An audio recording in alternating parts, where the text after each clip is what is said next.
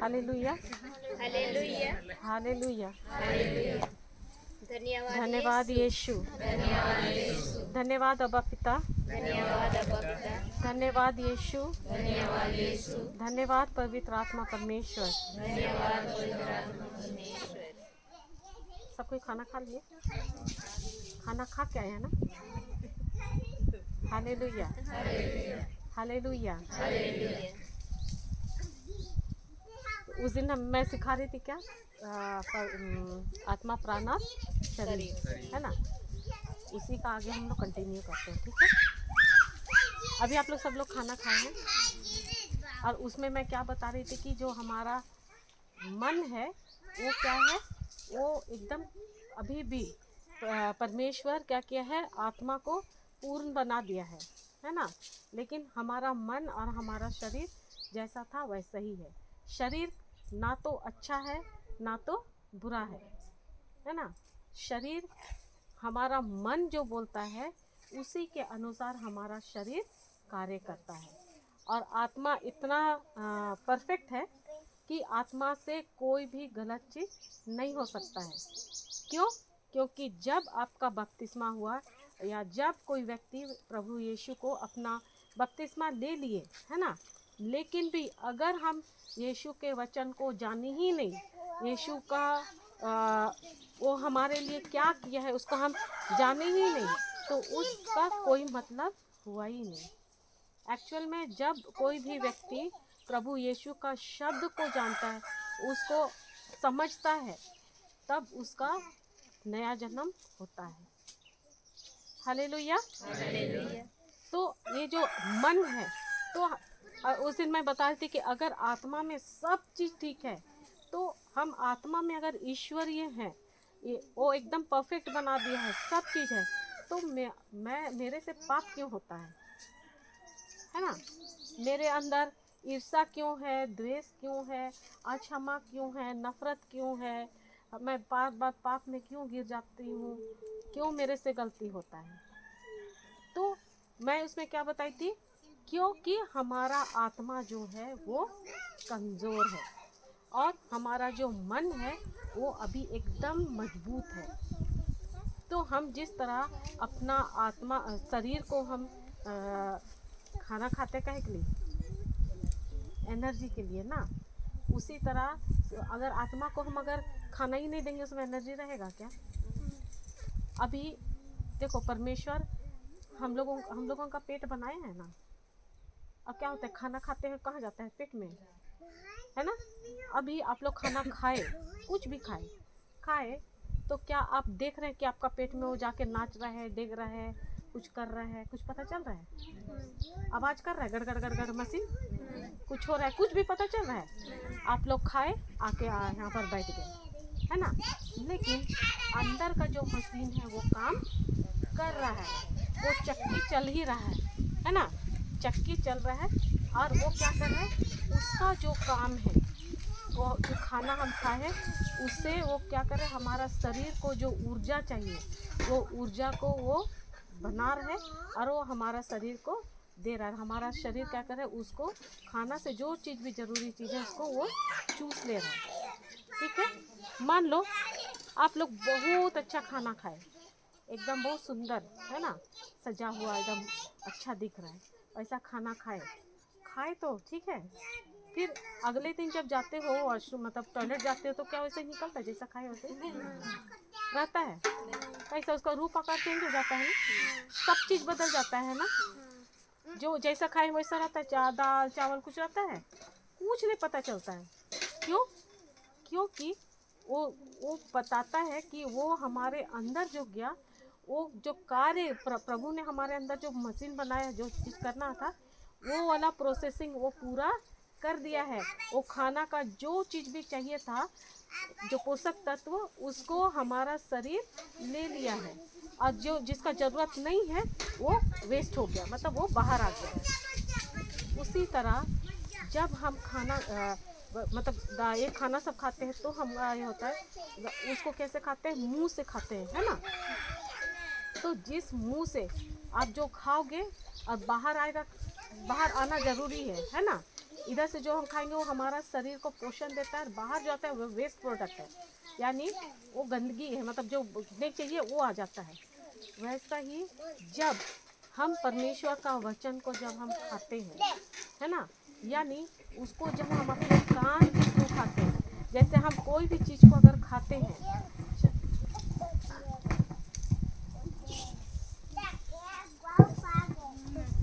जब आप कोई चीज़ को, इसे ऐसे ही बोलने से अच्छा लग रहा है ना।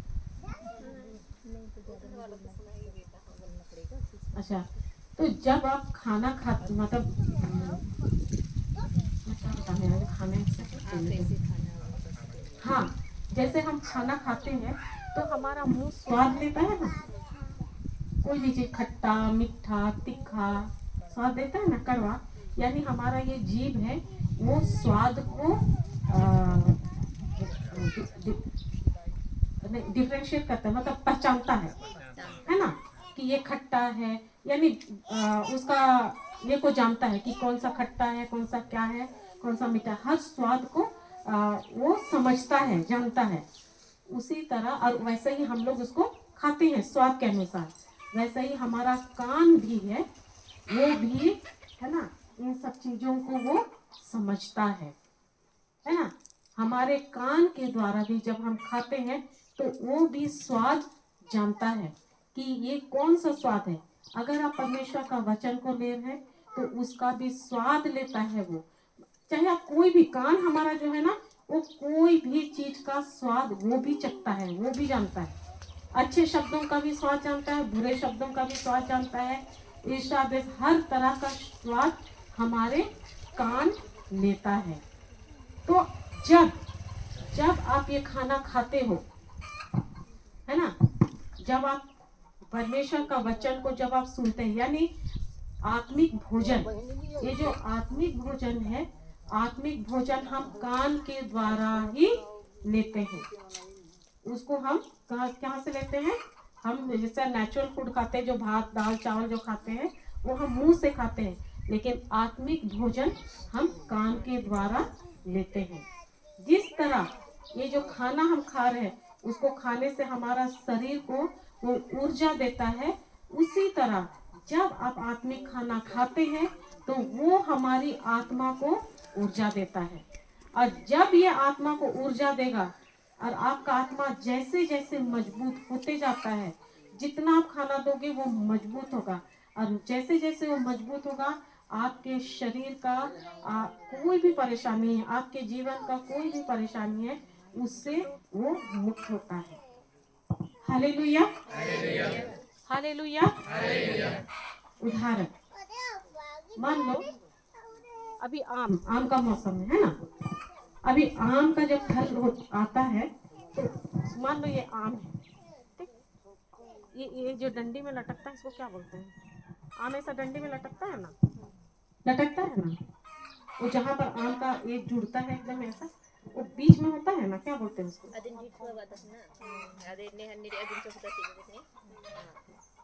समझ में आ रहा है, वो जहाँ एकदम जो जुड़ता है, जहाँ से वो रस निकलता है, क्या बोलते हैं उसको, हाँ ढेता, हाँ वो जो जुड़ा हुआ रहता है ना। मान लो कि ये आम का इसमें यहाँ पर वो कहाँ रहता है, एकदम बीचों बीच रहता है ना, तो यहाँ पर यहीं पर जहाँ पर वो जुड़ा है वहाँ पर अगर कीड़ा लग गया है ना, वहाँ पर कीड़ा लग गया उसी में ही, तो क्या आम फल बढ़ेगा, नहीं क्या होगा उसको, क्यों गिर जाएगा,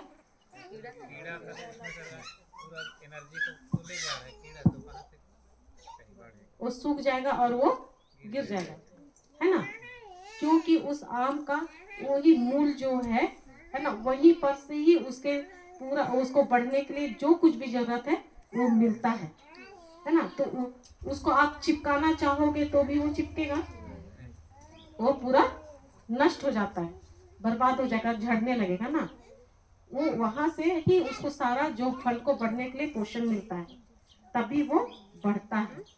उसी तरह परमेश्वर हमको सिखाते हैं, वो बताते हैं कि हमारी आत्मा जो है ना, वो हमारा इस शरीर का मूल है।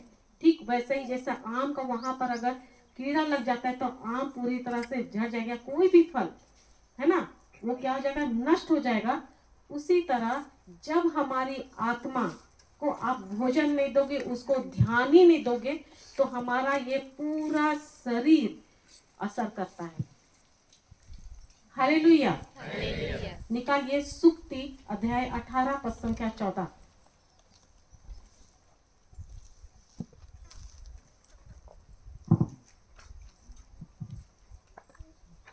18 का 14।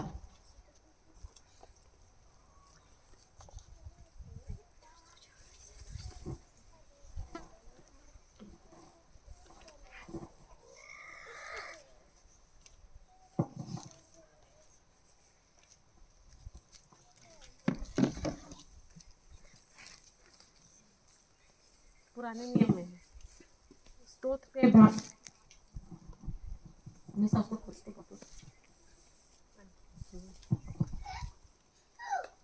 सुक्ति अध्याय 18 पद संख्या 14।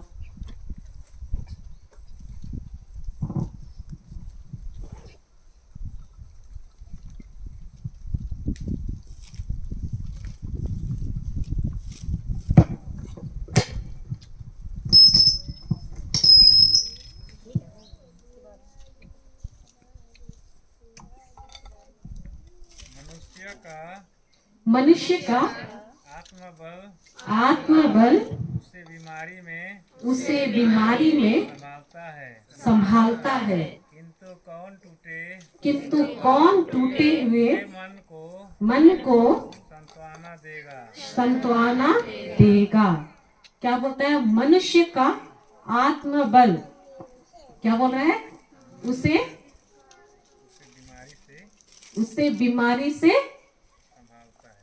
बीमारी में उसको संभालता है। कौन संभालता है, मनुष्य का आत्मबल उसको क्या करता है, हर बीमारी में तकलीफ में उसको क्या करता है, संभालता है। जब एक मनुष्य का आत्मा मजबूत होता है, उसको हर बुरे परिस्थिति में, हर परेशानी में, अगर मान लो कोई व्यक्ति बोलता है मुझको शरीर में बहुत प्रॉब्लम है, समस्या है, और वो उससे जूझ रहा है ना, समस्या है बोल के वो उससे मतलब वो कर रहे हैं, सब चीज कर रहे हैं, लेकिन उसका अगर आत्मा ही कमजोर हो जाए तो क्या बोलता है, उसे कौन संभाल सकता है।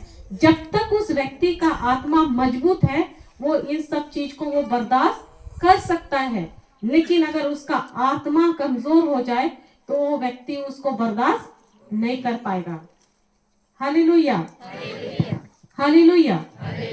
तो इस वचन के अनुसार हमें परमेश्वर बता रहे हैं कि दो प्रकार का आत्मा है, एक है मजबूत आत्मा और एक है कमजोर आत्मा। तो मजबूत आत्मा क्या है, मजबूत आत्मा हमको आत्मा को मजबूत करने के लिए इससे बताते हैं कि हमको अगर अपना आत्मा को मजबूत करना है तो हमें आत्मिक भोजन खाना बहुत बहुत बहुत जरूरी है। और उसका आत्मिक भोजन यही है परमेश्वर का वचन। इसके बगैर आप अपनी आत्मा को मजबूत नहीं कर सकते। आपको उसको हर रोज, अच्छा दिन भर में कितना बार खाते हैं, बस बीच में कभी चाय बिस्किट मिक्सचर कुछ नहीं। अच्छा 3 बार खाते हैं तो कितना सा खाते हैं, इतना खाते हैं कि हमको बीच में कुछ खाना ही ना पड़े, है ना। हालेलुया, है ना। इतना ढेर सा खा ले कि हमको बीच में खाने की जरूरत ना पड़े, भाई सीधे अब दोपहर में या रात में, है ना। तो क्यों खाते हैं, ताकि मेरा शरीर में वो ताकत बना रहे। तो सोचो कि आप एक अगर 3 ही टाइम खाते हैं लेकिन इतना खाते हैं कि आपको उस एक खाने के बाद दूसरा खाने तक के बीच में आपको परेशानी नहीं हो, आपको भूख भी ना लगे, है कि नहीं, लेकिन आप थको भी मत, है ना, कमजोरी भी ना महसूस हो, इसलिए खाते हैं। आप सब चीज करते हो अपना शरीर को मजबूत करने के लिए, लेकिन कभी आपका ध्यान आपकी आत्मा की ओर गया है? हालेलुया। वो बेचारा कब से कितना भूखा है, कितना सालों से। आप कभी भी अपनी आत्मा की ओर ध्यान दिए ही नहीं। जब जो कि हमारे शरीर का ठीक वही फल का जो मैं बता रही हूँ, मूल जो है वो है हमारी आत्मा। वो कमजोर है तो आपके जीवन में कोई भी चीज सही से नहीं होगा। Hallelujah, hallelujah. तो हमको आपको जब आत्मा को मजबूत करना है तो आपको जैसे अपने शरीर को टाइम टू टाइम खाना देते हैं, वैसा ही उसको भी भोजन देना बहुत जरूरी है। जब आप ऐसा करते हो तो क्या होता है, आपका आत्मा धीरे धीरे धीरे धीरे, जब आप बोलते हैं, वचन को सुनते हैं, प्रवचन सुनते हैं, बाइबल पढ़ते हैं, इन सब के द्वारा जब आप जैसे लेते हो तो वो शब्द वो आपके अंदर जाता है। जिस तरह खाना खाते हैं वो हमारे पेट में जाता है, फिर वो हमारे शरीर को ऊर्जा देता है और जिसके द्वारा हम सब कार्य कर सकते हैं। वैसे ही जब आत्मा को आप देते हो, वो लेता है वचन को, सबको अब खाना लेता है, वो अंदर जाता है और वो अपना कार्य शुरू करता है। और वो क्या करता है, वो अपना कार्य शुरू करता है और विश्वास को उत्पन्न करता है। और वो जो विश्वास आपके अंदर से जो निकलता है, हमारे अंदर परमेश्वर ने एक कुआं बना के रखा है, पता है। हम लोग बोलते ना, एक गाना गाते ना, जीवन पानी पियाए दे मोर प्रभु, ऐसे बोलते ना, जीवन पानी बिना मैं तो सुखल पतई लेके सूख जात हो, है ना। लेकिन गाना तो गाते हैं, आपको पता ही नहीं कि वो जीवन का झरना आपके, वो कुआं आपके अंदर ही है, कहीं बाहर नहीं है। और प्रभु भी बोलते होंगे, हाय रे भगवान, इनको मैं पता है परमेश्वर ये मनुष्य को पिता यीशु बोलते होंगे कि इनको बनाए, सब चीज तो दे दिए, ये फिर भी बोलते हैं कि हे प्रभु जीवन पानी पियाए दे। कुआं तेरे अंदर में है भाई, उसको जानो और उससे ही जीवन का झरना जो है तुम्हारे अंदर में है, उसको खोदो। अच्छा, कुआं में जब पानी आता है, आप लोग कुआं कोड़ते हो, कोड़ के बरसों बरसों ऐसे ही रहता है, कुछ करते हैं बीच में?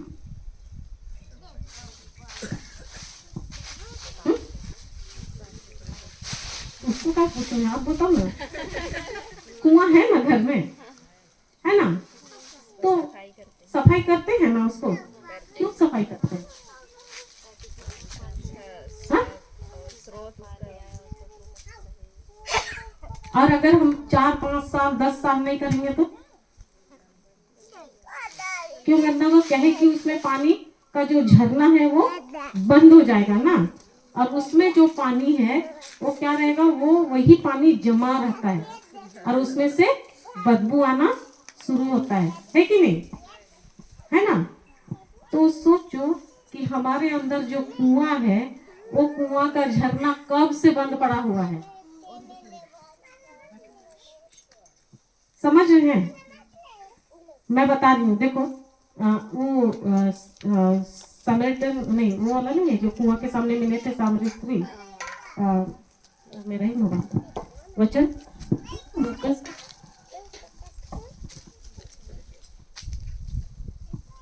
एक सेकंड।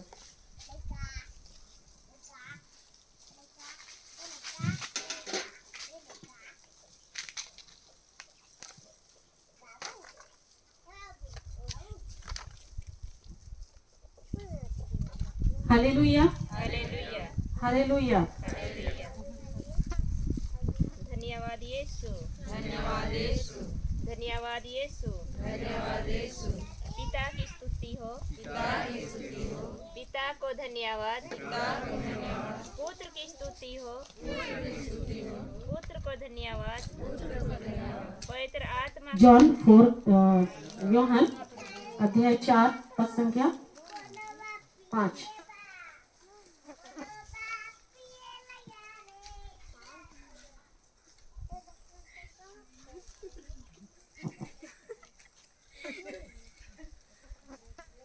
अध्याय 5 यूहन्ना अध्याय 4 पद संख्या 5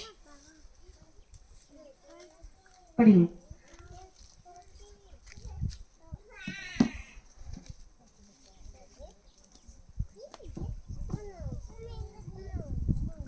पढ़िए। वह समारिया के सुखार नामक नगर पहुँचे। यह उस भूमि के निकट है यह उस भूमि के निकट है जिसे याकूब ने अपने पुत्र यीशु को दिया था। वहाँ याकूब का झरना है। वहाँ याकूब का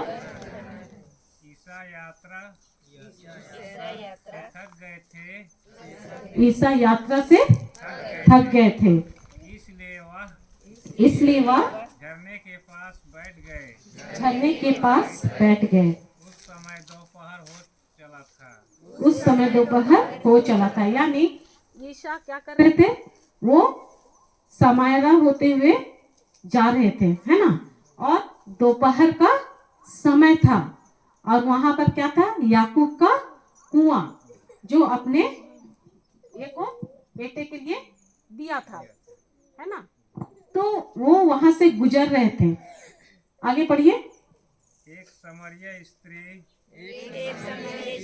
पानी भरने आई। ईसा ने उनसे कहा, मुझे पानी पिला दो, क्योंकि उसके शिष्य नगर में भोजन भेजने के लिए गए थे। यहूदी लोग समरियों से कोई संबंध नहीं रखते थे। इसलिए समरिया स्त्री ने उनसे कहा, यह क्या कि आप यहूदी होकर भी मुझसे समारी स्त्री से पीने के लिए पानी मांगते हैं। क्यों बोल रही है ये? यीशु जब जा रहे थे समारिया होके, तो वो क्या किए? वो वहां पर कुआं के पास जाकर बैठ गए। वो और उसके शिष्य कहाँ गए थे? खाना लेने के लिए। और वो अकेले वहां पर बैठे थे। और दोपहर का समय था, गर्मी में, एकदम भरी दोपहर में वो वहां बैठे थे। उस समय वो देखे एक स्त्री, जो सामरी स्त्री थी, वो वहां पर पानी भरने के लिए आई। तो यीशु उससे बोले कि मुझको पानी पिला दो। तो वो स्त्री क्या बोलती है कि ये क्या कि एक यहूदी एक समारी स्त्री से पानी मांग रहे हैं। क्यों? क्योंकि जो यहूदी थे, है ना, उनका समारियों के साथ में कोई लेना देना नहीं रहता था। ये लोग यहूदी ही थे, पर उस समय में जब यहूदी लोग किसी गैर यहूदी के साथ शादी करते थे, तो उनको समाज से निकाल दिया जाता था। और वो लोग सब वहां जाकर, ऐसे ही लोग उस समारी जो गांव है वहां पर वो लोग रहते थे। और उनके साथ इनका यहूदियों का कोई लेना देना नहीं होता था। उनका छुआ कोई चीज खाएंगे भी नहीं, ऐसा था। तो इसी कारण ये स्त्री बोलती है कि आप यहूदी होकर मुझसे पानी मांगते हैं। ये इसी कारण वो ये सवाल पूछती है। तो देखो कि यीशु क्या बोलते हैं। ईसा ने उत्तर दिया, यदि तुम ईश्वर का वरदान पहचानती और यह जानती कि वह कौन है जो तुमसे कहता है मुझे पानी पिला दो, तो तुम मुझसे मांगती और वह तुम्हें संजीवन जल देता। तो यहाँ पर क्या बोल रहा है यीशु? क्या बोल रहे हैं कि यदि तुम जानती, है ना। ईसा ने उत्तर दिया, यदि तुम ईश्वर का वरदान पहचानती, यानी यदि तुमको आत्मा परखने का है ना, मनुष्य को परखने का ये वरदान होता तो तुम जानती कि तुमसे जो पानी मांग रहा है वो कौन है ना, और पहचानती और यह जानती कि वह कौन है, तो तुम है ना, तुमसे जो पानी मांग रहा है, जो तुमसे पानी मांग रहा है ये कौन है, अगर तुम ये जानती तो तुम उससे पानी मांगती। यानी यीशु कहते कि तुम मुझसे पानी मांगती, है ना। तो यहाँ पर क्या बोल रहा है, अब मुझे पानी पिला दो बोल रहा है जो, तो तुम उससे मांगती और वह तुम्हें संजीवन जल देता, है ना। अगर तुम उससे मांगती तो वो तुमको वो संजीवन जल देता जिससे क्या है, वो अनंत जीवन का जल है। आगे स्त्री ने उनसे कहा, महोदय पानी खींचने के लिए पानी आपके पास कुछ भी नहीं है और कुआं गहरा है, तो आपको वह संजीवन जल कहाँ से मिलेगा? अभी वो क्या कर रही है, वो यीशु का मजाक उड़ा रही है ना। उसको बोल रही है आपके पास एक तो रस्सी भी नहीं है, बाल्टी भी नहीं है ना, कुआं से आप पानी निकालो, ऊपर से आप मुझको बोल रहे हो कि मुझको संजीवन जल देंगे, है ना। कुछ तो है ही नहीं तो आपको मिलेगा कहाँ से, निकालोगे कैसे कि आप मुझको पानी दो, मतलब मुझको संजीवन जल दोगे। आगे क्या आप हमारे पिता याकूब से भी महान है। देखो वो नहीं जानती इसलिए वो क्या बोले, क्या आप हमारे पिता याकूब से भी महान हो, जो हमको जो क्या बोल रहे, उन्होंने हमें ये कुआं दिया है, वो तो हमको कुआं दे कर गए हैं। आप कौन हो भाई कि आप बोल रहे हो कि हमको संजीवन जल दोगे, है ना। वो स्वयं, उनके पुत्र और उनके पशु भी उसी से पानी पीते हैं। तो ईसा ने क्या कहा, ईसा ने कहा जो यह पानी पीता है, यानी उस महिला को बोल रहा है, उस सामरी स्त्री को बोलता है कि जो इस कुआं का पानी पीता है, ये जो पानी पीता है उसे फिर प्यास लगेगी। हम लोग पानी पीते हैं, एक बार में पानी पीते तो फिर दोबारा नहीं पीते हैं क्या? हम पीते हैं, हमको फिर वो प्यास लगती है ना, और बार बार पीते हैं। हालेलुया। तो यीशु बोल रहे हैं कि जो पानी तुम ये पानी जो पिएगा उसको फिर से प्यास लगेगा, किंतु जो मेरा दिया हुआ जल पीता है उसे फिर कभी प्यास नहीं लगेगी, है ना। जो जल मैं उसे प्रदान करूंगा वह स्रोत बन जाएगा जो अनंत जीवन के लिए उमड़ता रहता है। यानी यीशु बोल रहे हैं कि जब मैं तुमको दूंगा तो वो तुम में ऐसा सोता बनेगा, ऐसा स्रोत बनेगा जो वो अनंत काल के लिए, यानी कभी ना खत्म होने वाला सोता बन जाएगा, और वो उसके अंदर क्या करेगा, उमड़ता रहेगा। उमड़ता कैसे है पानी, एकदम वो बहता ही रहता है ना, वैसा बन जाएगा। तो यहाँ पर वो फिर स्त्री बोलती है 15 में, स्त्री ने कहा महोदय, जब यीशु उसको ये बात बोले तो क्या बोलते हैं, महोदय मुझे वह जल दीजिए, है ना, मुझे वह जल दीजिए जिससे मुझे फिर प्यास ना लगे और मुझे यहाँ पानी भरने नहीं आना पड़े। अभी वो क्या बोल रही, जब वो बोले कि मैं तुमको वो जल दूंगा जिससे तुमको फिर कभी प्यास नहीं लगेगा तेरे अंदर, और वो झरना ऐसा उमड़ेगा कि वो हमेशा उमड़ता रहेगा और वो अनंत काल के लिए रहेगा, कभी खत्म नहीं होगा। जब ये बोला तो महिला बोलती है कि ठीक है, तो हमको उसका पता बताओ, है ना, मुझे दो, मुझे वह जल दीजिए, मुझको वो जल दीजिए ताकि मैं यहाँ पर पानी भरने ना आऊं। वो महिला आप लोग अभी तो सबके घर में है ना। पहले जब हर कोई के घर में बोर नहीं होता था, कुआं नहीं होता था, तो सब एक गांव का एक ही कुआं से सब पानी पीते थे होंगे ना, है ना। तो जब कुआं में उसमें पानी भरने जाते थे, ऐसे दोपहर में जाते थे कि सुबह में जाते हैं, शाम में जाते हैं? सुबह शाम, है ना। और उस समय कुआं में कितना भीड़ होता है कि नहीं। लेकिन ये महिला कब जा रही है? जब कुआं खाली रहता है, जब दोपहर में कोई नहीं होता, इतना गर्मी में हो जाती है। तो वो उस समय क्यों जाती है? क्यों? ताकि उसको औरों कोई दूसरे लोगों का सामना करना ना पड़े, और वो उस भरी दोपहर में जाती है। Hallelujah, hallelujah. तो इसीलिए वो बोलती है कि ताकि मैं यहाँ पर रोज मुझको आना ना पड़े और ये रोज रोज का मेहनत करना ना पड़े, ताकि मैं हमेशा के लिए मैं एकदम क्या हो जाए, मैं हमेशा के लिए इस तरह से मुक्त हो जाऊं, है ना, मुझको आराम मिले। तो ईसा ने उससे कहा, जाकर अपने पति को यहाँ बुला ला।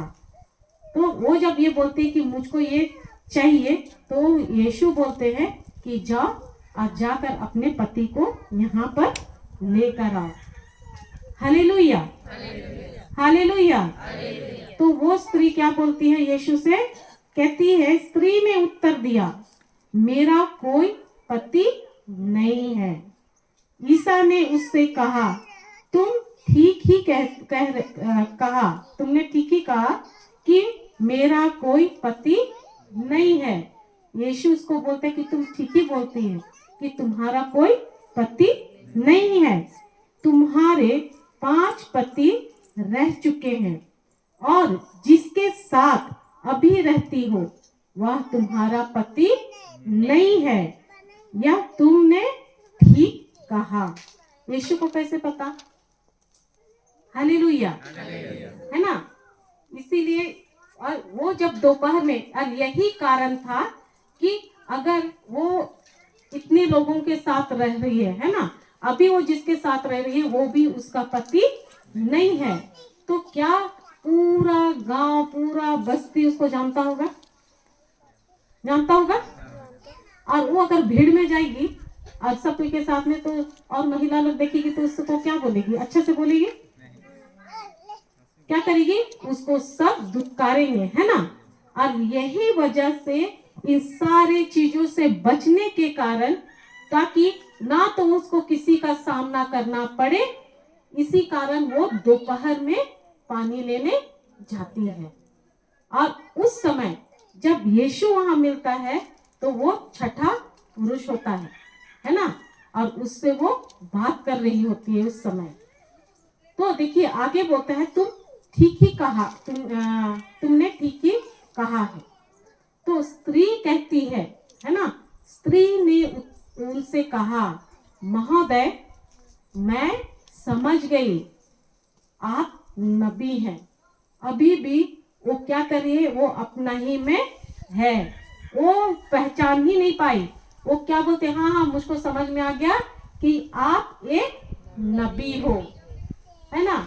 अभी आप वो उसको बता रहे हैं कि उनको जब बोले कि मैं तुमको वो जल दूंगा जिससे तुमको फिर कभी प्यास नहीं लगेगा, फिर भी वो उस समय नहीं समझी। और वो क्या बोली कि बोली, हाँ हाँ अरे ऐसा है तो मेरे को भी दे दो भाई, मैं रोज पानी भरने ना आऊं, बोलेगी ना। वो किस में बोली होगी, है ना। अभी जब यीशु बोले, उसके बारे में बताए, तो वो बोलने लगी कि ठीक है, आप, मैं आपको पहचान गई, आप, मैं अभी जान रही हूँ आप एक नबी हो, है ना, ऐसा बोल के बोल रही हूँ। तो यीशु क्या बोलते हैं? अच्छा, वो फिर बोलती है कि हमारे पुरखे इस पहाड़ पर आराधना करते थे और आप लोग कहते हैं कि यरूशलेम में आराधना करना चाहिए, है ना। वो बोल रही है कि हमारे जो पुरखे हैं वो लोग तो सब ये पहाड़ में, वो पहाड़ में, यहाँ वहाँ आराधना करने जाते हैं, और आप यहूदी लोग बोलते हो कि आराधनालय में आराधना करना है। ठीक है, वो ऐसा करके अभी क्या करती है, दोष दे रही है ना। Hallelujah, hallelujah. ईसा ने उससे कहा, तब वो यीशु बोलते हैं, नारी मैं तुम्हें विश्वास दिलाता हूँ कि वह समय आ रहा है जब तुम लोग ना तो इस पहाड़ पर पिता की आराधना करोगे, ना यरूशलेम में ही। तुम लोग जिसकी आराधना करते हो उसे नहीं जानते, हम लोग जिसकी आराधना करते हैं उसे जानते हैं, क्योंकि मुक्ति यहूदियों से ही प्रारंभ होती है। यहाँ पर यीशु बोले कि वो समय, कोई दूसरा बाइबल में कहता है कि वो समय आ गया है ना, कि अब तुमको ना तो पहाड़ों में जाना पड़ेगा, ना यहाँ वहां कहीं नहीं जाना पड़ेगा, आने वाला है, बल्कि वो आ ही गया है ना। तुम जहां भी हो, जहां कहीं भी खड़े होकर आराधना करोगे, परमेश्वर वहीं ही होगा। हालेलुया। वो समय, और ये बताकर वो प्रभु यीशु उसको बता रहे हैं कि ये वो मैं ही हूँ, है ना, वो मैं ही हूँ। वो समय इसलिए बोलते हैं आ गया है, अब भी वो समय आ गया कि अब तुम लोग कहीं यहाँ वहां ना ही यरूशलेम जाना पड़ेगा, ना ही कोई पहाड़ जाना पड़ेगा, ना ही कहीं और, बल्कि तुम जहां हो वहीं तुम परमेश्वर की आराधना कर सकते हो। तो यहाँ पर क्या बोल रहे हैं, परमेश्वर यही कहते हैं, हम सबको बोलते हैं, हमें यहाँ वहां कहीं भी, हम ये अगर सोचते हैं कि मैं वहां जाऊंगी या जाऊंगा तो वहां पर ज्यादा अभिषेक है, मुझको वहां पर कुछ मिलेगा, है ना, लेकिन यहाँ पर प्रभु यीशु आपको बता रहे हैं कि आप जहां आप यहाँ हैं और यहीं पर आराधना करते हैं आत्मा और सच्चाई से। अच्छा, आगे पढ़ लेते हैं, फिर बताती हूँ, है ना। बोलता है कि उसे जानते नहीं, यहाँ बोल रहे हैं हम लोग जानते हैं, तुम जिसको आराधना करते हो तुम उसके बारे में नहीं जानते हो, तुम लोग जानते भी नहीं हो कि वो कौन है, क्या है जिसको तुम आराधना करते हो, लेकिन हमें पता है कि हम जिसको आराधना करते हैं उसको जानते हैं, क्योंकि ये योजना थी परमेश्वर का कि उद्धार यहूदियों से ही आएगा, यानी प्रभु यीशु का जन्म यहूदियों से ही होना था। और प्रभु यीशु कौन थे, यहूदी थे, ये परमेश्वर का प्लान था। Hallelujah, hallelujah. धन्यवाद यीशु। धन्यवाद यीशु। परंतु वह समय आ रहा है, 23 में बोलता है, परंतु वह समय आ रहा है, आ ही गया है, जब सच्चे आराधक आत्मा और सच्चाई से, क्या बोलता है, आत्मा और सच्चाई से क्या करेगा, पिता की आराधना करेगा। पिता ऐसे ही आराधकों को चाहता है। तो परमेश्वर कैसे आराधकों को चाहता है, जो आत्मा और सच्चाई से उसकी आराधना करता है। Hallelujah, hallelujah. Hallelujah, hallelujah. धन्यवाद यीशु। धन्यवाद यीशु। तो क्यों बोले कि तुम जहां कहीं भी खड़े हो, जहां भी करोगे वहीं ही तुम्हारी प्रार्थना सुनाई होगी। क्यों, क्योंकि हम स्वयं कौन है, ईश्वर का मंदिर है ना। हम लोग बोलते हैं ना, मेरा शरीर यीशु ख्रिस्त का शरीर है, और इस शरीर में परमेश्वर का आत्मा और जीवन निवास करता है। आपका शरीर में आप जानते हो स्वयं परमेश्वर निवास करता है, उसका जीवन और उसका आत्मा स्वयं आप में निवास करता है। तो जहां कहीं भी आप खड़े होकर आत्मा और सच्चाई से जब आप उसकी आराधना करते हैं, जैसे आप उसकी आराधना करते हो कहीं भी, तो आपको वहीं ही परमेश्वर का हर चीज मिलता है। हालेलुया, हालेलुया, धन्यवाद यीशु। धन्यवाद यीशु। 24 में कहता है ईश्वर आत्मा है। ईश्वर कौन है? आत्मा है। तो आत्मा हम देख सकते हैं? दिखेगा हमको? ईश्वर क्या है? आत्मा है। उसके आराधकों को चाहिए कि वे आत्मा और सच्चाई से उसकी आराधना करें। उस परमेश्वर को जो स्वयं आत्मा है वो चाहते हैं कि हम जो उनके रूप और आकार में बने हैं, उनके समान हैं, वो चाहते हैं कि हम आत्मा और सच्चाई से ही उसकी आराधना करें। हम परमेश्वर से अपने मन से नहीं जुड़ सकते हैं, अपने शरीर से नहीं जुड़ सकते हैं। परमेश्वर से हम आत्मा के द्वारा ही जुड़ सकते हैं। Hallelujah, hallelujah, hallelujah. हालेलुया। आप स्वयं एक चलता फिरता स्वयं एक ईश्वर का मंदिर हो, जिसमें पवित्र आत्मा स्वयं निवास करता है। उसका निवास स्थान है हमारा ये शरीर। व्हाइट बुक में निकालो तो बोला है ना, हमारा ये शरीर स्वयं ईश्वर का मंदिर है। उसका आत्मा और जीवन आप में निवास करता है। समझ में आ रहा है? तो इसी कारण परमेश्वर कहते हैं कि तुम को सच्चा आराधक, आप जहां कहीं भी, आप टॉयलेट में भी बैठ के करो ना, वहां पर भी बोलो तो प्रभु यीशु का पवित्र आत्मा मुझ में है, बोलते बोलते क्या आप टॉयलेट में आ सकता है यीशु?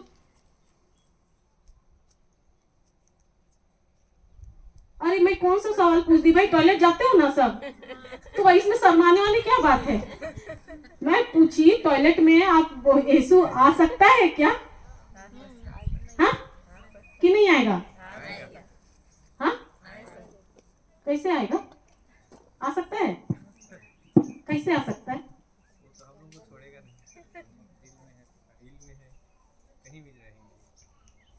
हाँ सही बोले कि खाली आंसर दे रहे हैं कि विश्वास भी करते हैं।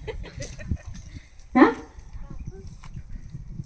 आप कहीं भी रहे, कहीं भी हो, है ना, वो बोला है कि मैं तुम्हें ना छोड़ूंगा ना त्यागूंगा। तो वो हमको नहीं छोड़ता है, लेकिन हम हैं, हम ही छोड़ देते हैं। समझ में आ रहा है? हम ही छोड़ते हैं। एक गाना है ना कि तू मेरे साथ चलना प्रभु, एक गाना है ना, तू मेरे साथ चलना प्रभु, ऐसा करके कुछ गाना है। अभी वर्ड नहीं आ रहा, आप लोग सब जानते हो, मैं सुनी हूँ, बहुत सुनते हैं, है ना। अभी मुझको वर्ड नहीं आ रहा है। प्रभु तो हमारे साथ हर समय चलते हैं, लेकिन क्या हम प्रभु के साथ चलते हैं? हा?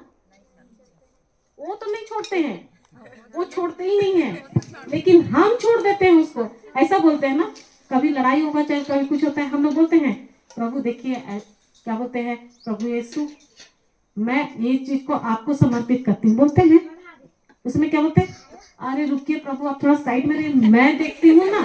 तो सब आँख कान मुंह फुला कर आ जाएंगे, फिर बोलेंगे प्रभु मेरे को बहुत जोड़ का पड़ गया, आप कुछ करो। अरे प्रभु तो पहले ही बोला कि मत जाओ, मुझको जाने दो।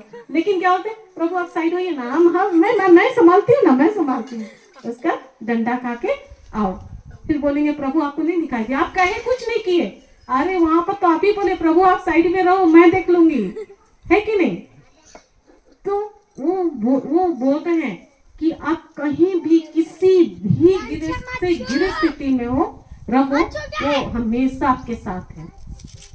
तो अभी किसी को लगेगा कोई एकदम गिरा पड़ा रहता है, क्या प्रभु उसके साथ नहीं है?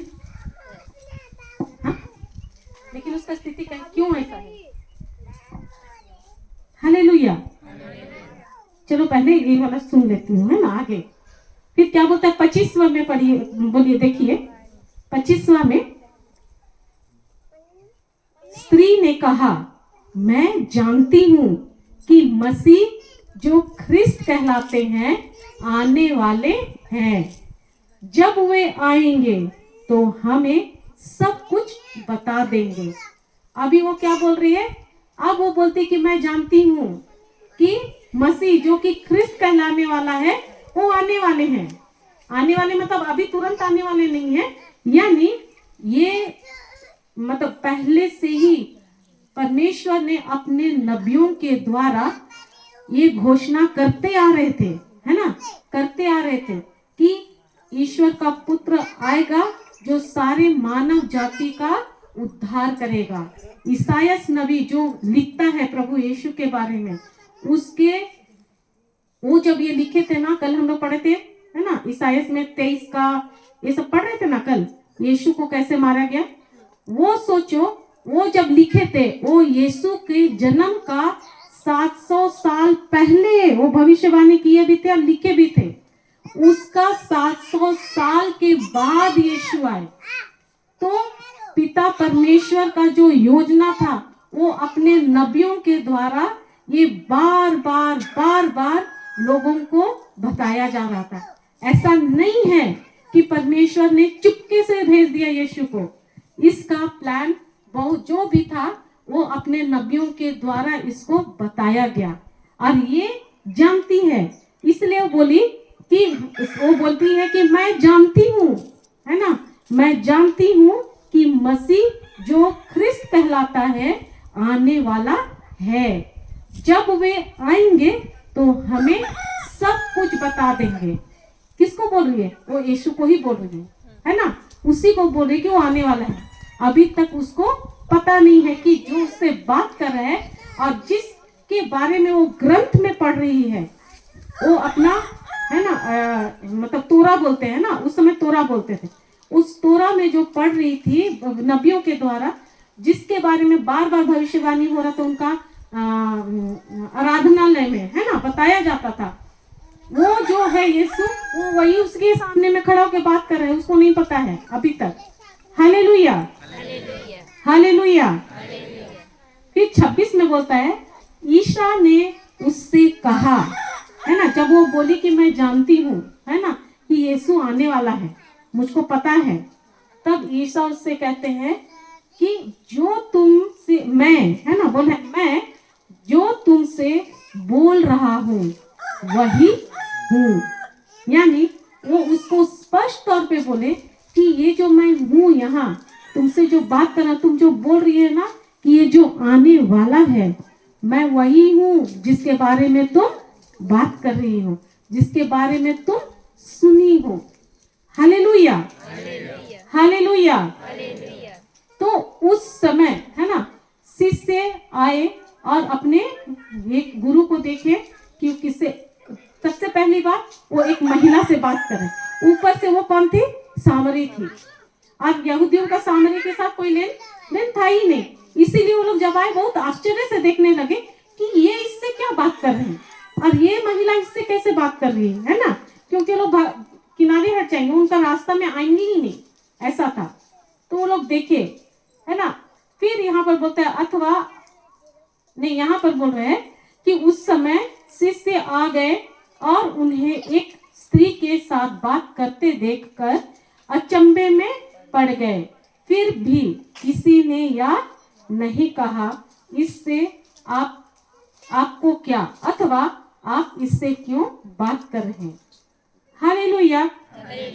तो जब यीशु उसको बोले कि मैं वही हूँ, है ना, और तुम जो पानी तुमको जो मैं जल दूंगा, वो क्या कर रहे, ऐसा जल है जो तुम्हारे अंदर हमेशा उमड़ता रहेगा।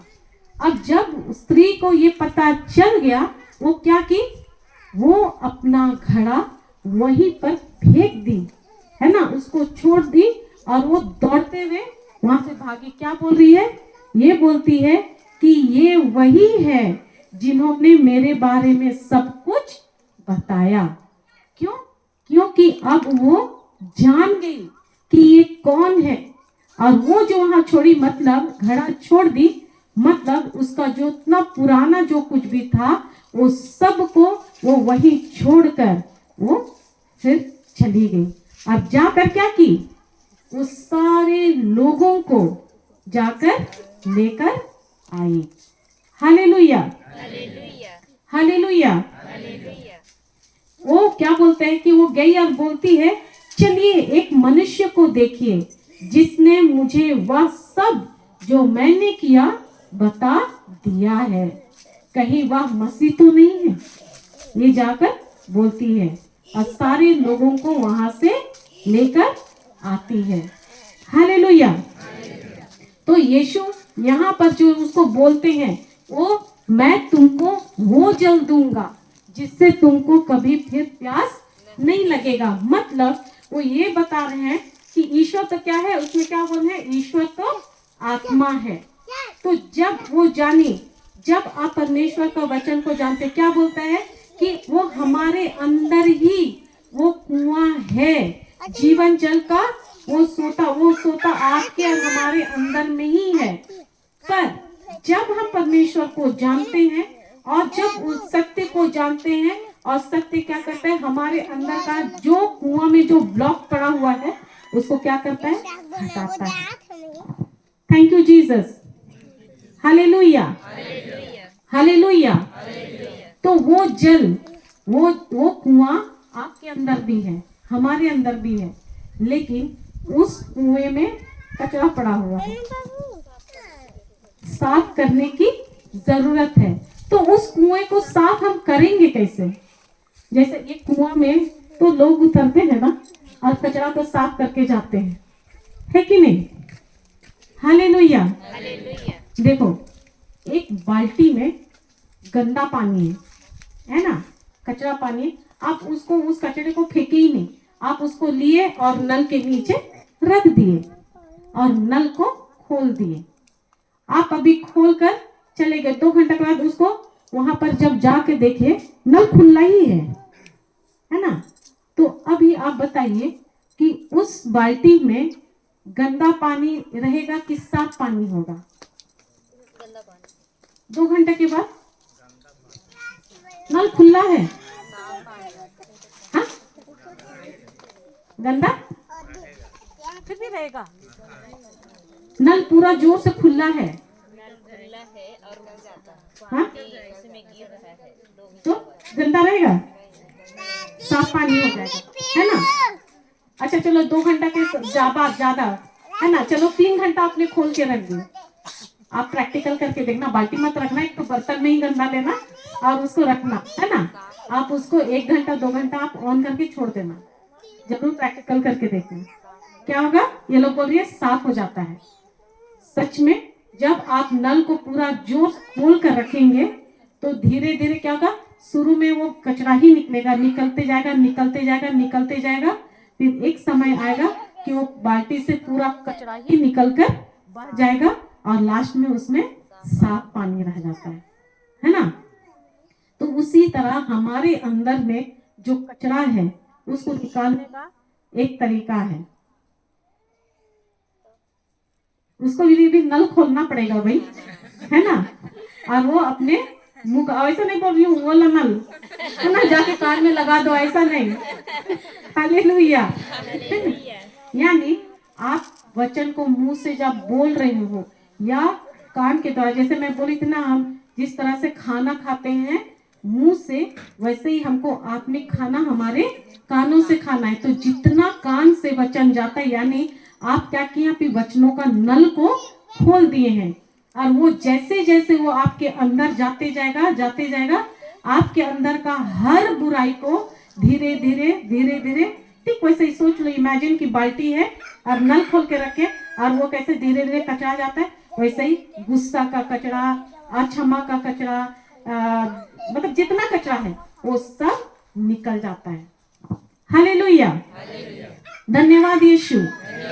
और जब ये कचरा निकलेगा तो जो सोता है हमारे अंदर, है ना, कुआं का जो सोता है, क्या होता है, उसका मुंह खुलता है और वो जैसे हटेगा, जैसे खुलेगा, क्या होगा, जीवन जल का झरना फूट पड़ेगा। और वो जब फूटता है क्या होता है, हमारे पूरे हर चीज में, हमारे शरीर में, हमारे परिवार में, हमारे रिश्तों में, हमारे हर चीज में वो जीवन को लेकर आता है। धन्यवाद यीशु, हालेलुया। देखो मैं खुद भी जब वचन में नहीं थी तो मुझको भी बड़ी गुस्सा आता था, बहुत, मतलब बहुत। है ना। मुझको भी बहुत गुस्सा आता था और मैं भी कुछ भी गुस्से में मैं अपने हस्बैंड को बोल देती थी। क्यों? क्योंकि मुझको अगर वो नशा करता था तो मुझको बिल्कुल अच्छा नहीं लगता था, और करके आएगा तो क्या होगा। हाँ, उसके बाद 4 दिन नहीं बात करेंगे, मुंह से तो बात नहीं निकले, लेकिन अंदर में क्या हो रहा है, बाप रे, अंदर में तो भले मुंह से नहीं निकल रहा है, लेकिन अंदर में जैसे एकदम सुनामी आ गया है ना। और अंदर अंदर तो क्या हो रहा है, दिन भर वही चल रहा है, कुड़कुड़ कुड़कुड़ कुड़कुड़ कुड़कुड़ चल रहा है ना। तो शरीर में अच्छाई आएगा कि बुराई आएगा? हालेलुया। हालेलुया। बीमारी आएगी, है ना, हर तरह का परेशानी, के रिश्ते में परेशानी, हर चीज में परेशानी आएगी। लेकिन जब मुझको भी वचन मिला, मुझको इतना अच्छा लगने लगा सुनने, मैं हमेशा ईयरफोन लगाती और वचन को सुनते रहती, बोलती, सुनती, ऐसा करती। ऐसा करते करते करते करते मेरा शारीरिक परेशानी कब खत्म हो गया मैं कुछ नहीं जानती। मुझको समझ ही में नहीं, ना तो कोई मेरे लिए प्रार्थना किया, ना ही मैं कहीं कुछ और की, क्योंकि मैं खुद भी थक गई थी दवा कराकर। कोई दवा मुझको असर नहीं कर रहा था। तब मैं नहीं जानती थी कि ये वचन वो खुद हमारे शरीर के लिए, हमारे हर चीज के लिए दवा है। उसको जब लेने लगी, 3 साल से तो मैं कभी हॉस्पिटल गई ही नहीं। प्रभु को धन्यवाद, कभी नहीं, एक बार भी नहीं। नहीं तो उससे पहले 1 हफ्ता मुश्किल से मैं बहुत अच्छी रही, तो बहुत अच्छा, है ना। फिर उसके बाद शुरू हो गए तो बाकी 3 हफ्ता पूरा बीमार, ऐसा थी। लेकिन वो यही परमेश्वर का वचन जो मैं आप लोगों को बता रही हूँ, यही मुझको हर चीज से मुक्त कर दिया।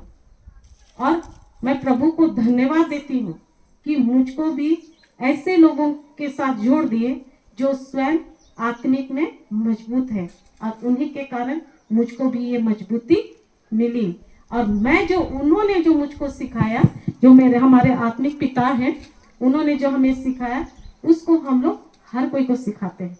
वो बोले कि तुम लोगों को परमेश्वर ने ये गिफ्ट जो है, ये प्रभु ने मुफ्त में दिया है, इसलिए मुफ्त में बांटना। धन्यवाद यीशु।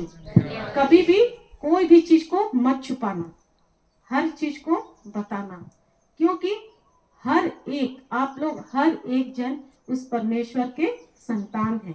पता है वो आप लोगों को कैसा देखता है? वो हम लोगों को अपनी आंखों की पुतली, ये आंख का इसमें उंगली कोई डालेगा तो क्या होगा? आंसू आएगा। आप लगाने दोगे आंख में? हाँ? मैं बोलती हूँ ना तेरे आंख में उंगली डालूंगी, अरे कहने दोगे? नहीं ना। वो हमको अपनी आंखों की पुतली की तरह संभाल कर रखा है। यानी आपको अगर कोई ऐसा उंगली डालता है, यानी सीधे परमेश्वर के आंखों में उंगली डालना है। सोचो कि इतना खास है, इतना महत्व देते हैं, तो कोई शत्रु छू सकता है? लेकिन फिर भी इतना हम इम्पोर्टेंट हैं, तो हमारे जीवन में समस्या क्यों है कि नहीं? वो कहते हैं कि मैं तुम्हारे नाम को अपने हाथों में उकेर कर, यानी खोद कर लिखा है ना। हर कोई को जानते हैं, उसके हाथों में लिखा हुआ है। तो सोचो कि वो परमेश्वर हमें इतना प्यार करते हैं, फिर भी एक ही क्वेश्चन, मेरे जीवन में तकलीफ क्यों है? इसका एक ही है कि आपकी आत्मा को भोजन की जरूरत है। हालेलुया। हमें कैसे पता चलेगा कि कौन मनुष्य का आत्मा कमजोर है, कौन सा व्यक्ति का आत्मा कमजोर है, किसका मजबूत है? कैसे? जब कोई व्यक्ति चिंता में, डर में, परेशानी में होता है ना, वो जब भी मुंह खोलेगा परमेश्वर का वचन बोलेगा, क्या बोलेगा? क्या बोलेगा? कोई व्यक्ति चिंता में है, डर में है, परेशानी में है, तकलीफ में है, वो क्या बोलेगा? मुंह खोलेगा तो परमेश्वर का वचन। हालेलुया। धन्यवाद यीशु। हालेलुया। धन्यवाद धन्यवाद यीशु, धन्यवाद यीशु, हालेलुया। क्या बोलेगा? अरे जो व्यक्ति का चिंता है, परेशानी, क्या बोलेगा? परमेश्वर का वचन कि अपनी चिंता भरी बातें, दुख भरी बातें बोलेगा। सही में बोलेगा? आप बोलते हो? हाँ, आप चिंता वाली बातें बोलते ही नहीं हो। ऐसा हो रहा है बोल के, तब आपकी आत्मा मजबूत है। धन्यवाद यीशु। जो व्यक्ति को चिंता, डर, भय होता है, सब में परमेश्वर का वचन बोलता है। आप लोग बोलते हो? मैं तो नहीं बोलती थी, मैं तो साफ बोलती हूँ, मैं तो ऐसा नहीं थी, मैं करते करते सीखी, मैं नहीं थी आप जैसा। धन्यवाद प्रभु को, है ना? क्योंकि नॉर्मली मनुष्य को जब चिंता होता है, जब डर होता है, वो व्यक्ति को अगर चिंता है तो क्यों, अगर परमेश्वर का वचन है तो उसको चिंता होगी ही नहीं। वो यही होगा कि अरे प्रभु तो ऑलरेडी वो है करने वाला, है ना, तो मुझको चिंता करने की क्या जरूरत है। लेकिन जिस व्यक्ति के अंदर में परमेश्वर का वचन है, उसका प्रेम है, वो व्यक्ति के मुंह से हमेशा ही वही ही निकलेगा। अरे घबराते क्यों हो, परमेश्वर है। हालेलुया। वही सब पूरा करता है। अच्छा, इसको एक उदाहरण से समझिए। एक व्यक्ति वो हमेशा साल में एक बार अपना ब्लड टेस्ट कराता है। कोई समस्या नहीं है उसको, लेकिन होता है ना रूटीन चेकअप, मतलब मेरे शरीर में कोई ये तो है कि नहीं, चलो एक बार ऐसे ही चेकअप कराते हैं बोल के वो हर साल कराता है। तो अभी वो पैथोलॉजी लैब में गया अपना ब्लड देने। अभी वो जब वहाँ अपना खून दिया जांच के लिए, तो वहाँ जो लड़का था पैथोलॉजी वाला, वो क्या किया, वो बात करते करते वो क्या किया, एक और भी व्यक्ति था, वो इसका ब्लड जो लिया था उसमें किसी और का नाम चिपका दिया और उसका में किसी और, मतलब एक्सचेंज हो गया। अभी जब रिपोर्ट आने से इस व्यक्ति को जो हमेशा चेकअप कराने आता है, उसका रिपोर्ट आया कि तुमको ब्लड कैंसर हुआ है। जब वो ये रिपोर्ट लिया, वो आदमी क्या बोलते हैं, ऐसा रिपोर्ट आएगा तो उसको खुशी होगा, दुख होगा कि डर होगा? हाँ, डरेगा। अब डर के मारे वो क्या करेगा, उसके साथ चिंता आएगा, उसके साथ बहुत कुछ आएगा डर के साथ। अभी जब उसको ये रिपोर्ट मिला, उसका सोच क्या रहेगा, किस विषय में सोचेगा? सबसे पहले तो वही है, तो क्या बोलेगा? सबसे पहले ख्याल आएगा, अरे मैं चला जाऊंगा तो फिर मेरे बच्चे का क्या होगा, मेरे बीवी का क्या होगा, मेरा परिवार का क्या होगा, आएगा। उसके बाद वो क्या करेगा, फोन निकालेगा, सबको बताएगा मुझको ब्लड कैंसर है, मुझको ब्लड कैंसर है, मुझको ब्लड कैंसर है, करेगा। अपना घर वालों को लगाएगा। अब वो क्या करे, ये जो है उसको जो रिपोर्ट मिला है वो सबको बता रहे। अब वहां से घर आते आते वो क्या सोचते आएगा, उसका दिमाग में क्या रहेगा कि मुझको ब्लड कैंसर है, और ये भी सोचेगा, उस तक पहुंच जाएगा कि मेरा अंत कैसे होने वाला है, कितना दर्दनाक होगा, और वो हिसाब भी लगा लेगा, पता भी कर लेगा कि मैं कितना दिन जिंदा रहूंगा, है कि नहीं होगा। अब वो क्या कर रहे हैं, उसका ध्यान, उसका मन, दिल, दिमाग सब कहां पर है, उसी में है। जब एक व्यक्ति दिन और रात उसी को सोच रहा है, उसी के बारे में वो बात कर रहा है, उसी में वो मनन कर रहा है और बोल भी रहा है, तो वो अभी क्या कर रहा है, बीज बो रहा है। अब बीज बो रहा है तो उसके जीवन में क्या आएगा, वही आएगा। अब दिन रात वो अगर उसी में सोच रहा है, उसी के बारे में बात कर रहा है, वो व्यक्ति सही रहेगा? कुछ दिन होता है, महीना मतलब 15 दिन के अंदर, जो कि उसको कुछ भी नहीं था, वो कमजोर हो गया और क्या हो गया, वो पूरी तरह से अभी बेड में आ गया। क्या उसको सचमुच में ब्लड कैंसर था? था? क्या कोई उसको इंजेक्शन लगाया था? इंजेक्शन खाली लगाया तो उससे थोड़ा सा एक सिरिंज ब्लड लिया था, है ना? लेकिन क्या उसको कुछ भी दिया गया था? नहीं।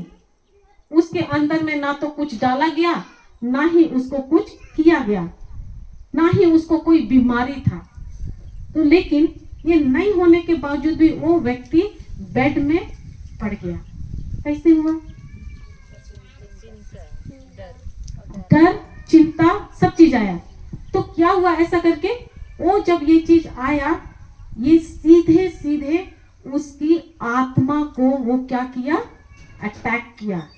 उसकी आत्मा इतनी कमजोर हो गई कि उसको कुछ भी नहीं था। अच्छा हट्टा खट्टा व्यक्ति बेड में आ गया, कुछ बीमारी नहीं, लेकिन वो इसी को वो सोचता रहा, सोचता रहा, सोचता रहा। फिर ऐसा स्थिति हो गया कि वो बेड से उठने भी नहीं सकता। हालेलुया। अब वो एकदम कमजोर हो गया। लेकिन कुछ समय के बाद, है ना, कोई उसको बताया कि वो रिपोर्ट जो पैथोलॉजी वाला था, वो बाद में उसको पता चलता है, वो बोलता है 1 महीना के बाद, 1 महीना 15-20 दिन के बाद बोलता है सर मेरे से गलती हो गई, वो रिपोर्ट आपका नहीं था, है ना, आपका रिपोर्ट एकदम नॉर्मल है, आपको कुछ हुआ ही नहीं है, ये ब्लड कैंसर किसी और का है, वो रिपोर्ट किसी और का है। अभी बताओ, वो व्यक्ति को कोई कुछ किया नहीं, ना कोई वो बीमार था, ना ही उसको कुछ हुआ था, है ना, फिर भी वो क्या हो गया? बेड में आ गया। समझ में आ रहा है कि उसकी आत्मा ऐसा कमजोर हुआ कि वो पूरी तरह से बिस्तर में आ गया। जब इसीलिए वो वचन तभी मैं पढ़वाई सुक्ति का 18 का 14 कि मनुष्य का आत्मबल उसे हर परेशानी में खड़ा कर सकता है ना, लेकिन अगर आत्मा ही कमजोर हो जाए तो उसको कौन संभाल सकता है? धन्यवाद यीशु। धन्यवाद यीशु। तो अभी वो क्या किया? वो जो सोचता रहा और वही उसकी आत्मा को पूरी तरह से तोड़ दिया। हालेलुया। अभी अगर वही व्यक्ति को जब ये बोला गया कि तुमको ये नहीं है, अभी उसको क्या करना पड़ेगा? जब उसकी आत्मा इतना कमजोर हो गई, अभी उसको क्या करना है?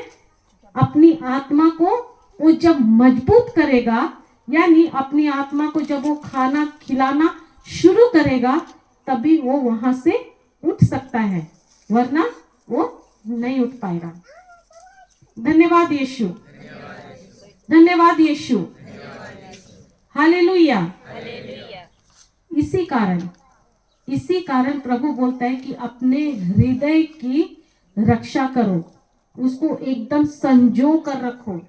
हृदय मतलब ये हृदय नहीं जो आपका ब्लड पंप करता है, धक धक धक धक करता है, ये हृदय के बारे में नहीं बोल रहे हैं। बाइबल जो बताती हृदय के बारे में, वो हृदय है आत्मिक, हमारा आत्मिक हृदय, जिसमें परमेश्वर का वचन का बीज बोया जाता है।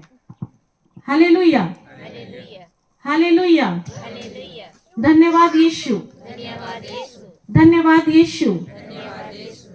अच्छा एक बात बताओ, जब कोई व्यक्ति बीमार होता है, मान लो कि ऐसे ही बेहोश हो गया, कमजोरी लगा, ये हुआ, उसको जब हॉस्पिटल में उठा के ले जाते हैं, क्या करता है डॉक्टर? सबसे पहले कमजोरी के कारण बेहोश हो गया तो क्या करता है? ग्लूकोज का बोतल चढ़ाता है। चढ़ाता है कि नहीं? चढ़ाता है ना? क्यों चढ़ाता है?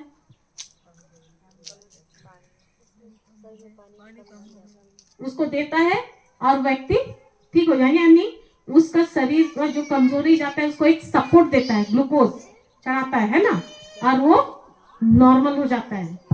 वैसे ही जब आप अपनी आत्मा को वचन देते हो ना, यानी आप वैसे ही ग्लूकोज दे रहे हो, और वो क्या कर रहा है? वो उसको ले रहा है और आपके शरीर को वो प्रदान कर रहा है। अच्छा एक बात बताओ, जब आप लोग का कभी किसी से लड़ाई हुआ? एकदम बहुत खतरनाक वाला, हाँ होता है? देख लेंगे। ऐसा ऐसा वाला, हाँ, मार पीट वाला। अच्छा आप बताओ ब्रदर, जब बहुत किसी से बहुत भयंकर लड़े, उसका घर में एकदम आपको बहुत ताकत मिलता है कि कमजोरी लगता है? नहीं नहीं, लड़ने के बाद, लड़ने के समय में तो पता नहीं कहाँ से कौन सा ताकत आता है ना, लेकिन वो लड़ाई खत्म होता है, घर में आप अकेले रहते, उसका कैसा लगता है? हाथ पैर कांपता है ना, अजीब लगता है ना, शरीर एकदम अलग ही एक अजीब सा वीकनेस लगता है ना, है कि नहीं? क्यों पता है? क्यों? क्योंकि आपका जो ये आत्मा है ना, वो ना और कमजोर होता है और उसका असर आपके शरीर में पड़ता है। हालेलुया। हालेलुया। इसीलिए प्रभु बोलता है कि तुम खुद मत जाओ लड़ने भाई। है ना?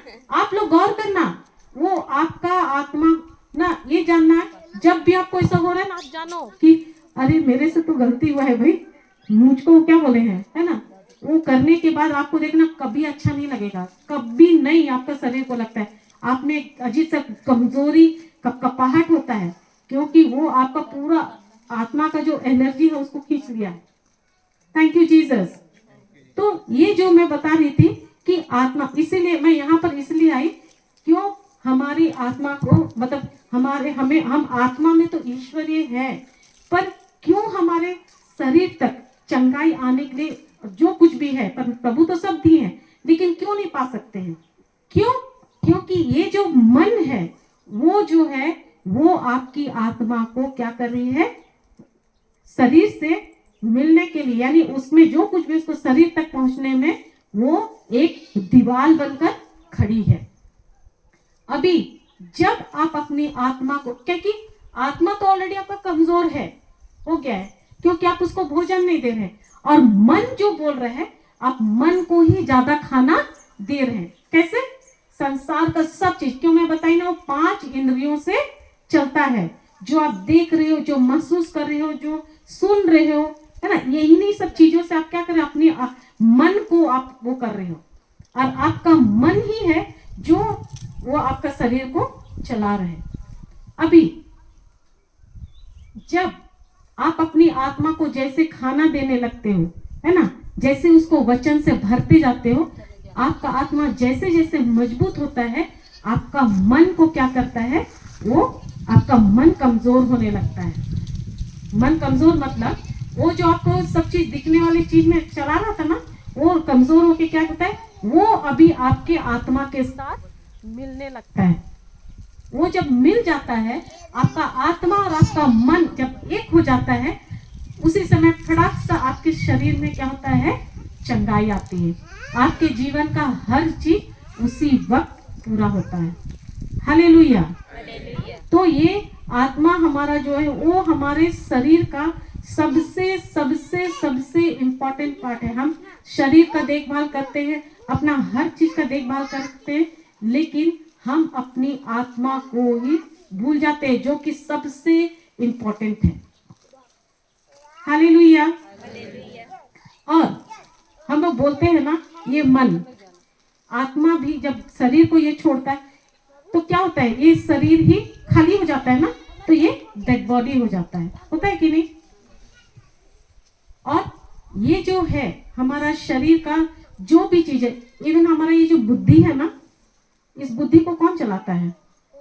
तो क्या हमारे मन को, क्या हमारे मन की जरूरत नहीं है हमारे शरीर में? मतलब हमारे इसमें क्या, अगर आत्मा अगर मजबूत है तो हमारा हर चीज ईश्वरीय जैसा होगा। तो प्रभु हमें मन क्यों दिया है? तो है क्यों दिया है मन? अगर आत्मा ही हमको परमेश्वर का ही में मिला है, मन हमको वो चीज को पाने के लिए रोक रहा है, तो प्रभु हमको मन ही क्यों दिया? नहीं देता। मैं तो बोलती थी, प्रभु ये मन काहे के लिए दिए? फिर ये मन ही तो है जो हमको आप तक नहीं पहुंचने देता है ना? क्यों दिया है?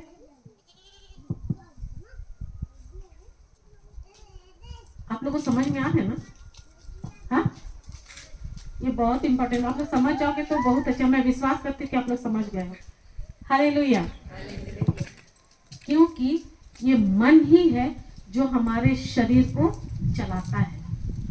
प्रभु ये सिस्टम ही बनाया है कि मन को हमारी आत्मा से हर चीज को लेना है, उस वो जो बोलता है उसको लेकर उसको हमारे ब्रेन को, बुद्धि है ना सबके पास, है ना, वो बुद्धि को देता है, खबर करता है, और ये बुद्धि हमारे शरीर में वो बताता है हमारे शरीर को पलक कब झपकाना है ना, कब हमारे हाथ पैर को हिलना है, दर्द हो रहा है तो ये बुद्धि बताता है कि तुमको दर्द हो रहा है, यही बुद्धि बताता है कि तुमको भूख लग रहा है, और इसको कौन कौन बताता है, हमारा मन बताता है, अभी तुमको भूख लग रहा है, अभी तुमको नींद लग रहा है, अभी तुमको थकान हो रहा है, ये मन बोलता है इसको, और ये हमारा शरीर का एक एक अंग को बताता है।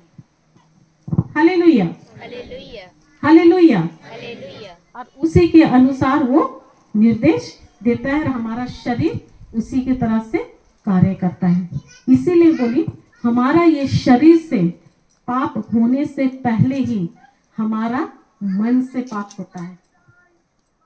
हालेलुया, है ना। क्या बोलते हैं प्रभु यीशु, बोलते हैं ना, अगर तुम किसी स्त्री को बुरी नजर से देख भी लिया, है ना, देखा में यानी मन में आया, तो पाप तुम उसी वक्त तुम कार्य भी कर दिए। इसीलिए कहते हैं धन्यवाद यीशु, धन्यवाद यीशु, धन्यवाद यीशु। धन्यवाद यीशु। इसीलिए कल मैं बता रही थी, सही शब्द सही सोच देता है, सही सोच सही विश्वास देता है, नहीं सॉरी सही स्वीकारोक्ति देता है, सही जो आप घोषणा करें यानी बोलते हैं, है ना, और वही आपको क्या करता है, सही विश्वास देता है, और आपका विश्वास ही आपको कार्य करने के लिए क्या करता है, वही उसी के अनुसार आप कार्य करते हैं। अगर आपका सोच गंदा हुआ तो आपका क्या होगा, मतलब शब्द अगर गंदा है तो आपका सोच भी वैसे ही होगा, आपका विश्वास भी वैसे ही होगा, और आपका कार्य भी उसी तरह होगा। समझ में आया? Hallelujah, hallelujah. धन्यवाद यीशु, धन्यवाद यीशु, धन्यवाद यीशु। धन्यवाद यीशु। तो हमको किस चीज को ज्यादा ध्यान देना है, शरीर को, मन को या आत्मा को? मन को, मन को तो हम लोग हमेशा एंटरटेन करते हैं। जब हाँ प्रभु को, आप थे ना, आप ऐसा मत बोलो मैं तो अभी से इतना समझाई, आप बोलते लास्ट में प्रभु को, प्रभु को कब आत्मा का, मैं नहीं बोल रही हूँ, प्रभु को देना है ना, लेकिन अगर आपकी आत्मा ही मजबूत नहीं है, आप प्रभु में आप मन लगा पाओगे?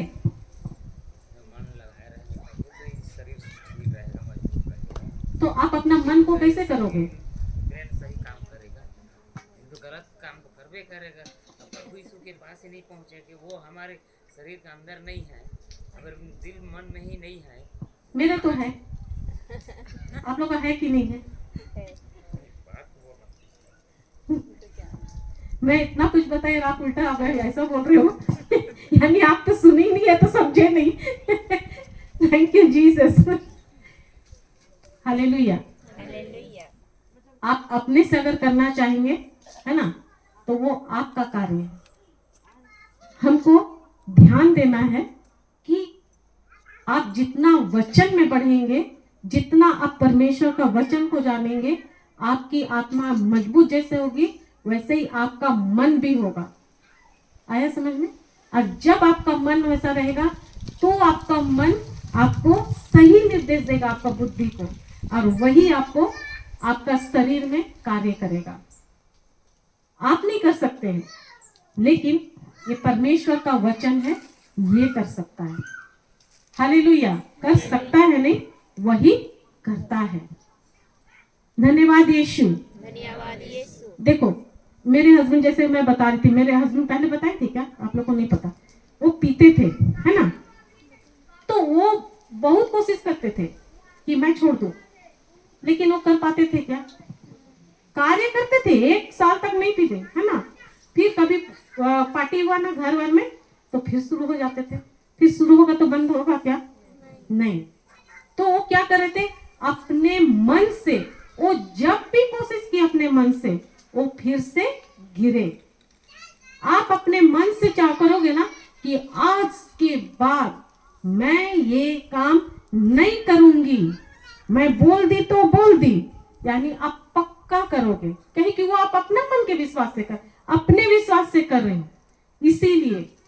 लेकिन जब आप बोलते हो कि प्रभु मैं नहीं कर सकती, मैं बहुत बार कोशिश करती मैं नहीं कर सकती, लेकिन मैं आपके सामर्थ्य से ये कार्य जरूर कर सकती हूँ, तो मैं क्या की, मैं अपने हस्बैंड को बोलती तुम ऐसा करो, करेगा क्या?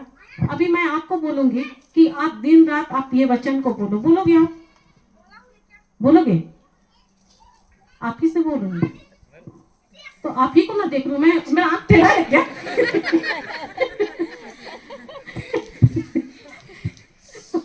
बताओ, हाँ?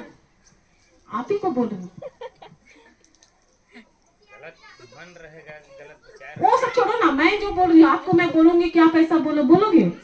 मन और विचार का बात नहीं बोलूंगा, करोगे? एक बार और बोलिए।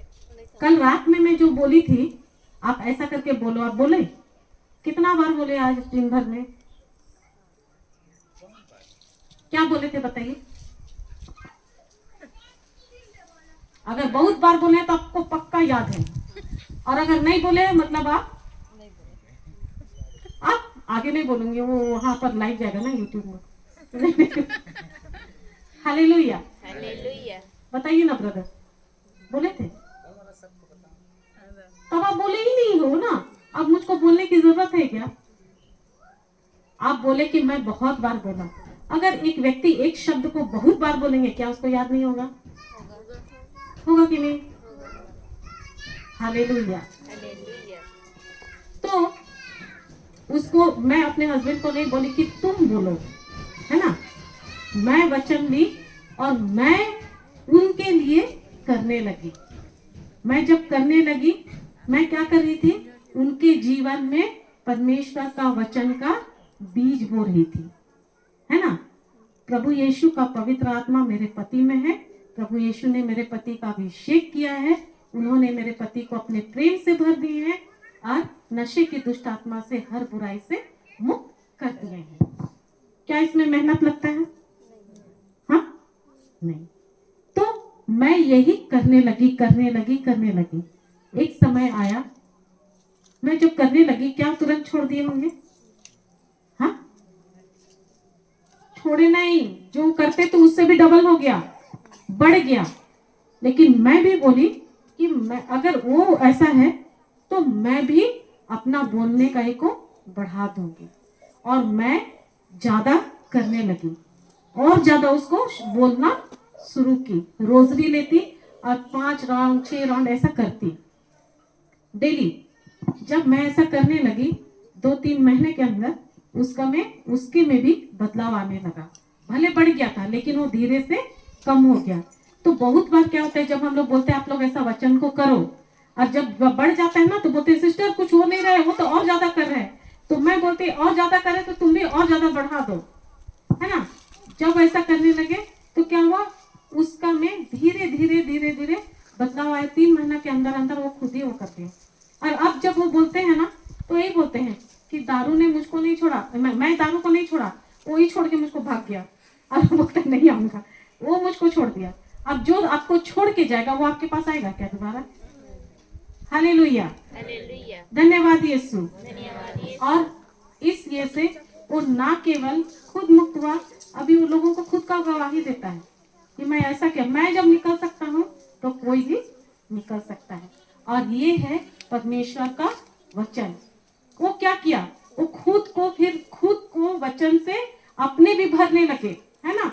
उसका में इंटरेस्ट आने लगा, वो भी खूब वचन को पढ़ने लगे। और मैं देखती थी नशा क्या रहता था, मैं बोलती थी कि प्रभु यीशु का लहू पीकर मेरा पति आया, उसके प्रेम से भरा है, उसके वचनों से भरा है, और हम दोनों पति पत्नी जगह जगह जाकर सुसमाचार का प्रचार कर रहे हैं। तो क्या कि मैं उनके जीवन में ये बीज बोने लगी। जब ये बीज बोने लगी वो फसल आया, और 100% आया। मेरे हस्बैंड भी प्रीचिंग करते हैं। धन्यवाद यीशु।